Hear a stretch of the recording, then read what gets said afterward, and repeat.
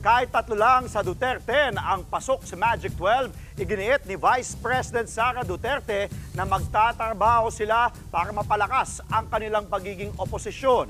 May mensahe naman si Pangulong Bongbong Marcos sa mga bagong halal na senador.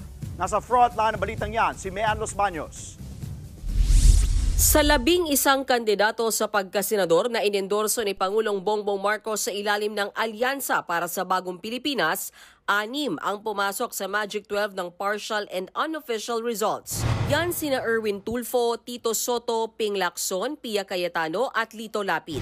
Gayon din si Camille Villar na inendorso rin ni Vice President Sara Duterte.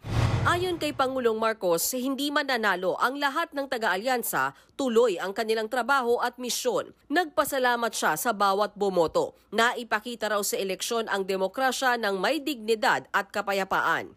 Nanawagan ang Pangulo sa mga bagong halal na senador na makiisang magtrabaho na may bukas na pag-iisip at may iisang adhikain.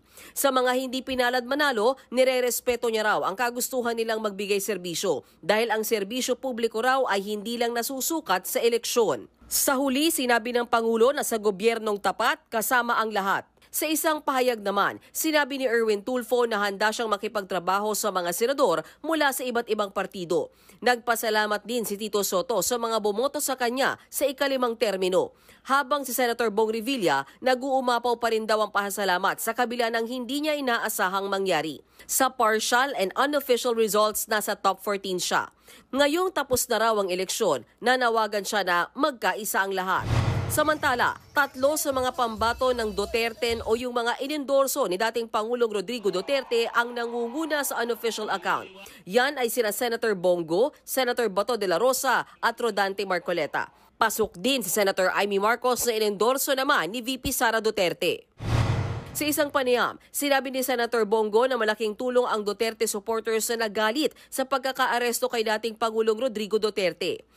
Malaking bagay rin po yun, no? Nung may sympathy votes naman talagang galit yung tao. Malaking tulong yung nangyari, no? sa amin, sa team, siyempre, pero malaking kawalan rin po yung kanyang physical presence sa mga rallies.